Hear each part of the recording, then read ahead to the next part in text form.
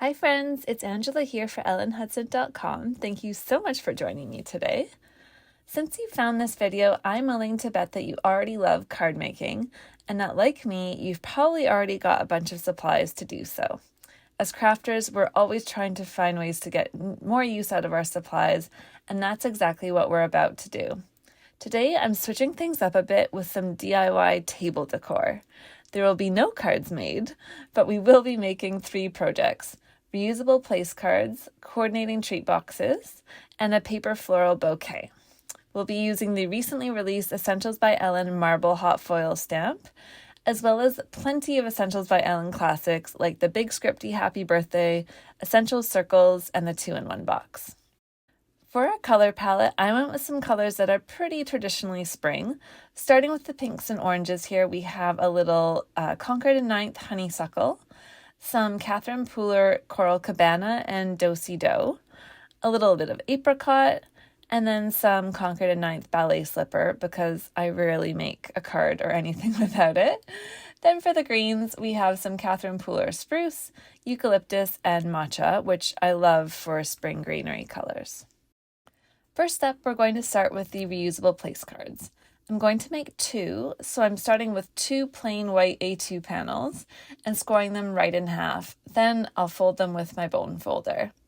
Each one of these is going to be the base of our place cards. Then from there, I'm going to borrow the little pull tab from the Push Me Pull You die set to cut a little spot to insert a little piece of cardstock with the guest name inside. You want this to be on the right-hand side of the place card base that's going to face forward. And don't worry, this is going to be completely hidden after we layer on the other pieces. Also, if you don't have the Push Me Pull You die set, don't worry about that either. You can absolutely use half of a tiny circle die instead. Speaking of those layers, that's what we're going to be making next. Here I've used some Spellbinders Champagne Glimmer Foil to create a single A2 size marble foiled panel. And this is going to be all I need to make the 2 place cards because the foiled part is only going to be attached to the front. If you, like me, hate wasting foil, this is also the perfect opportunity to grab your Essentials by Ellen press plate and reverse foil your leftovers, which I did. You could either use that super shiny piece to make 2 more place cards, or you could save it for a little something that's coming in the next project, but we'll get there shortly. Back to our place cards, I've sliced that piece in half again, and this will make it fit perfectly over the front of each card base, covering the little thumb hole that we made. It's time to add some color to that marbling as well, so I'm going to go in with my ink blending brushes, a little ballet slipper, and apricot ink, and just add it in the areas that seem to flow well with the marbled lines. Note that you could ink blend and then foil if you want to, but I like to do it this way because I don't have to worry about the ink not being quite dry and running into foiling mistakes. I also like that I get more control over where the color appears in relation to the marbled pattern. Once all that ink blending was done, the next step was to add a little window. I grabbed one of the smallest Essentials by Ellen rectangle dies for this, die cut it right in the middle of each foiled piece, and as you can see, it's starting to look really nice when we layer that over our place card base.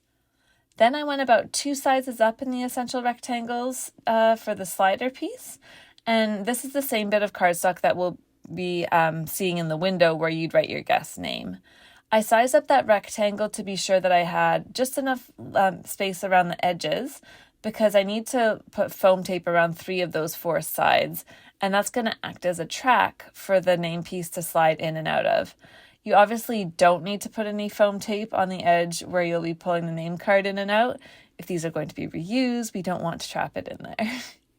Here I'm giving it a little test with the foam tape backer still on, so make sure I can easily slide the name card in and out, which is what we want. But we're not done yet because we wanted to dress these up a little bit more. To do that, I grabbed my Essentials by Ellen Painted Florals Stamp and Die Combo, one of my most loved floral sets, and started creating a whole bunch of flowers and leaves using a jig method. Many of you may have already seen this before, but I'll just review for those who haven't. Using a jig method for stamping is a huge time saver because by die cutting first, you save yourself a bunch of the time having to line up dies around stamped images. and you can also ensure perfect stamp placement every single time. So after die cutting many plain white pieces, I started by first stamping one of the leaf images right onto the paper pad in my MISTI. From there, I used the negative piece from my die cutting around that image, centering it exactly where I wanted it, and then I popped one of the plain die cuts into that space. From there, I can ink up my stamp the image, pop it out, and repeat for all of the other leaves. Then I can do the same with the detail layer of those leaves, and the painted floral set is brilliant because even if you don't line the layers up perfectly, they still look really good. So I carried on and did this for all of my leaves, all of my flowers, some branches, and eventually I had a very nice little selection to choose from when decorating my place cards. I always like to play with my arrangement and then temporarily hold it in place with some low-tack tape, flip it over, add my stronger adhesive to the back, and then stick it down, which is exactly what I've done here. Then I just remove the backer papers on my foam tape strips and press the decorated piece right onto the place card base, with that thumbhole area on the right-hand side. And finally, we've got the name card piece. I'm just sliding that right in there, and I can take a pen and write a name, my name in this case, and there we go, all set. Moving on to project 2, we're going to make a coordinating marble treat box using the Essentials by Ellen 2-in-1 box. I've already foiled 2 more marble panels on white cardstock, and I'm trimming those down just so I can fit them through my die cutting machine. The big die in the 2-in-1 box sits very, very closely, fits on a piece of A2 cardstock. So I've die cut one piece on the marble print facing up, and then my second piece with the marble print facing down. You can see I did have to cut off a smidge of the flap there, but don't worry about that. It still works totally fine. Once I scored along the fold lines, you can see how the box will come together. I just put some double-sided adhesive along the long flaps, though you can totally do the short ones if you want the box to open on the long side. That is the beauty of why it's called a 2-in-1 box. Now, confession time. I totally meant to apply the same sort of ink blending to those marble panels as we did in the place cards, and I didn't realize until I started editing this video that I'd forgotten. So pretend that it's there. But we are going to add some color, and that's in the form of a striped band that goes around the box. The way I like to do this is to take a piece of plain 8.5 by 11 typing paper, then cover part of it top to bottom with double-sided adhesive. Then I cut a strip that's 3/8 of an inch wide, which is the same width as my 3 1/8 inch stripes, and peeled back part of that adhesive backer, but not all of it. I'm holding it in place with my magnet on my glass mat, just to get the initial alignment of the cardstock strips right, and then I can peel back that adhesive layer a little bit more, press the strips down a little further, and finally peel it back one last time and press down the rest. Then I need to score the band in the right spot so that it folds nicely around the box. And note here that 11 inches is the minimum length I would recommend making your band. This will be just long enough to allow a little bit of overlap on the box. And we want to make those score lines at 2 inches, 3.5 inches, 7 3/8 of an inch, and then 8 7/8 of an inch. So once I've done that, I can bend the band in each of these spots, and they should line up with the edges in the 2-in-1 box. I'm securing the end in place with a little bit of double-sided adhesive, and then taking a quick pause to shift gears over to making a tiny tag, using one of the dies from the mini tags die set, and then the reverse foiled marble piece that I made in the first project.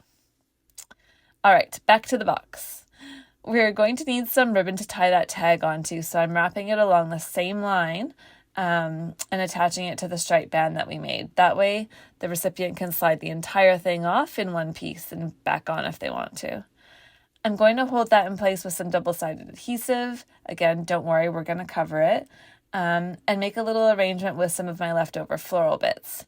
Once those are all held together, I attach them to the band, covering that area where I attached the ribbon before, and then tied a little bow to secure the tag. And there she is, second project complete. Our last project is my favorite of the bunch, a paper bouquet made with the Essentials by Ellen nested circle die set. I'm also going to turn this into a birthday bouquet by adding a big foiled happy birthday, but you could use any large word die in your stash, like a big celebrate or a hooray or whatever you have already. I've already cut out 12 circles from various colors of pink and orange cardstock. I figured you didn't need to watch me do that. And since these are all for the same flower, they're all the same size circle. I'm laying them out on my magnetic die cutting mat in stacks of 2 just to save time. And then I'm going to use a essential rectangle for stitching because we need to cut a dotted line down the middle of all of them. And I'm being careful here with my positioning just to ensure that the dots are roughly in the same position or pretty darn close on each circle, and this is going to make them easier to stack and stitch up. Once I've created those cuts, I'm popping out those little dots with my craft knife, and now I'm ready to stitch them together. You can use more die cuts than this if you like. The more you use, the more full your flowers are going to look. I use 12.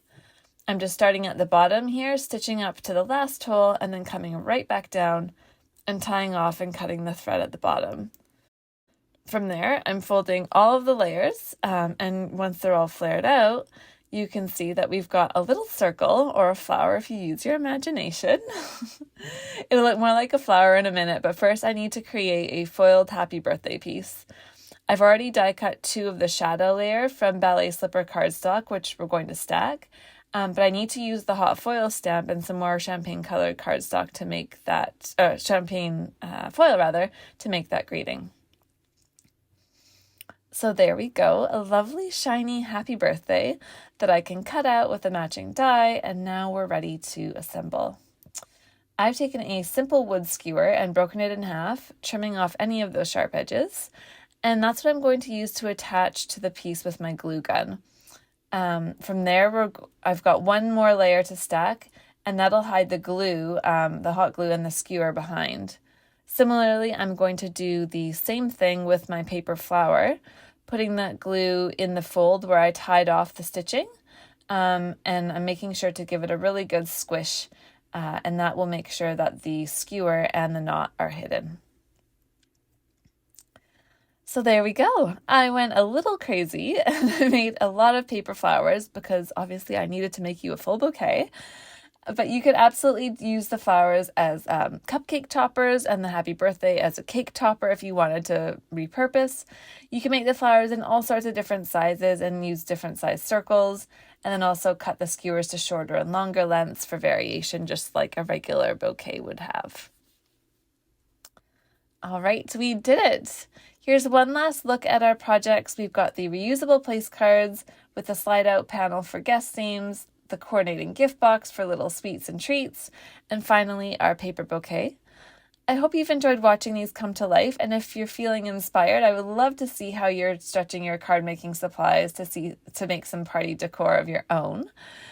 For full details, including all of the products that I've used today and a few extra tips, head over to the Ellen Hudson blog, which I've linked in the description. Also, don't forget to hit that subscribe bell. That way you'll never miss a new video. I hope you have a wonderful day, and I'll see you back here soon. Bye!